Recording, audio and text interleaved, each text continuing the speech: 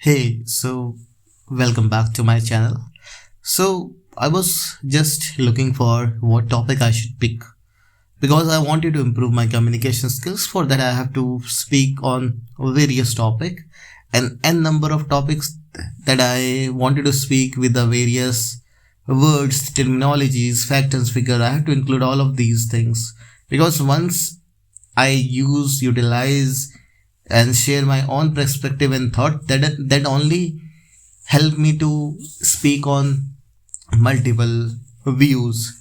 So after checking various things, I have decided why not I speak on survival.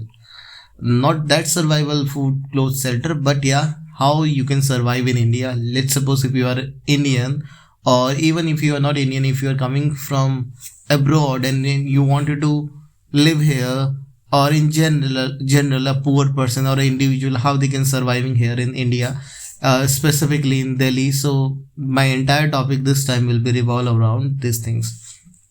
So first of all, talk about the country.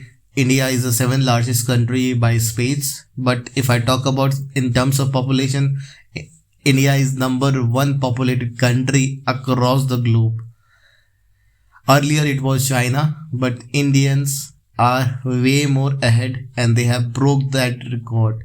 Now India is the most populous country in the world, which has almost 1.5 billion or 150 crores in Indian metric, that the population they have. Now if it's a very big country, there are a lot of challenges that you will observe here. That first of all, that the unique proportion of land is not there. Not every Indian cities are developed. You will find metropolitan cities, you can categorize them as a tier 1, then you will find the tier 2 cities, then you will find the tier 3 cities. Now the tier 3 cities or the tier 4 cities are considered to be the village or the town, where you will find very less job opportunities. The main source of income are farming or using pottery or kind of any job that is related to agriculture or construction or mining. So you will find these kind of activities where the tier 3 or the tier 4 people belongs to. When we come to the tier 2, you will find the urban and the semi-urban cities. Those are not yet fully developed, but they are developing. For example, if there is a place, for example, capital of any state will be considered as a tier 2 city. And finally, it's a tier 1 where the cities are highly developed. You will find anything, you name it and you will get it. You will find everything there. Those are the tier 1 city. Example are like New Delhi, Mumbai, Chennai, Kolkata. They are a very big cities. Now the survival rate depend upon where exactly you wanted to live your life, what all resources that you need, how much effort you have to put it on, what kind of work you have to do in order to survive there, what is the cost of living, what is the inflation rate. For example, how much a rented apartment would cost if you are living in the tier 1 cities like New Delhi or Gurgaon or Delhi NCR. So these all factors will play a very critical role. Apart from that, your lifestyle, for example, how you are traveling. Are you travel with the help of public transport or do you have your own car and vehicle?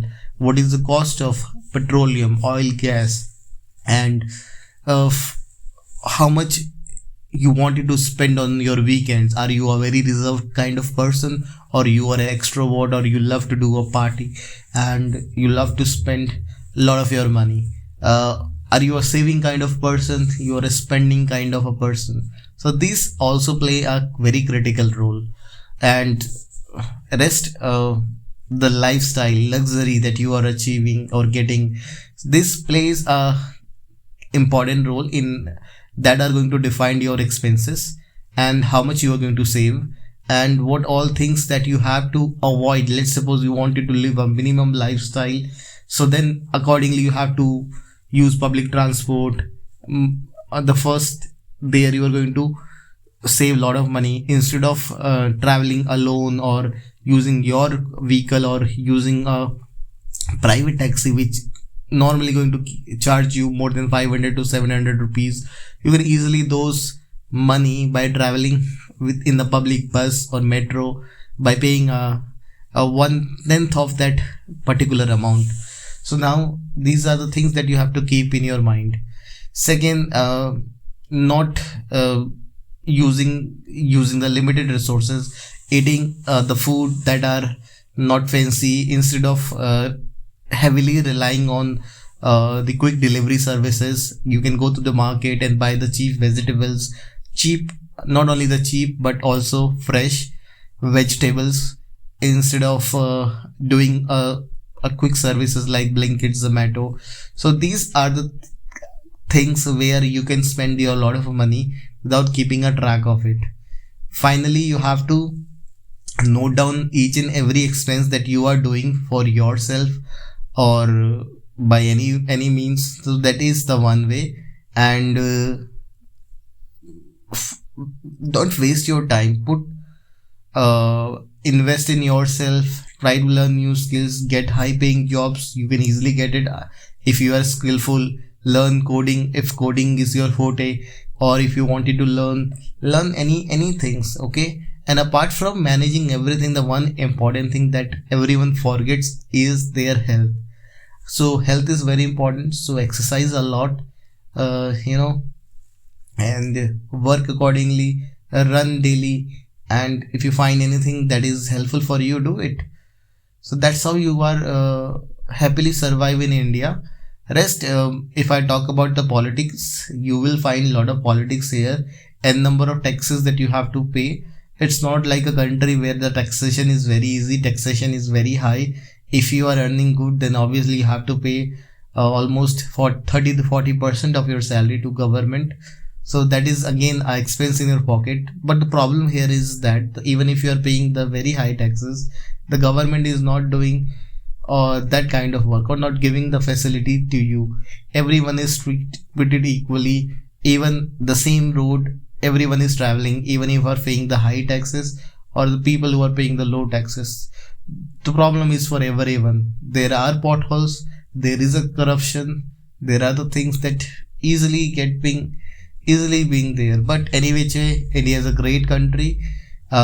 Even if there are corrupted individuals, there are good people who put their lot of efforts to make this country running and saves from all of these things. So be a positive person first and create a positivity around you, help everyone, and make sure that you do your best to make this country proud, irrespective of the negatives that I have said, right? And rest, everything is great. India is a wonderful country. If everyone do their effort, then we will also become one of the greatest nation in the world history.